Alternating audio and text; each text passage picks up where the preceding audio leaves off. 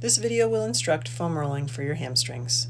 You're going to start with a foam roller of your choice, and you'll set yourself up in a seated position with the foam roller situated under one thigh. Cross the opposite leg over the treatment side to allow more of your body weight to press into the foam roller. Slowly and gently work your way from the top to the bottom of the back of your thigh. If you find any spots that are extra tender, spend a little bit more time on that spot. We recommend keeping your discomfort level at a maximum of a 6 out of 10. You shouldn't be registering how you feel as pain.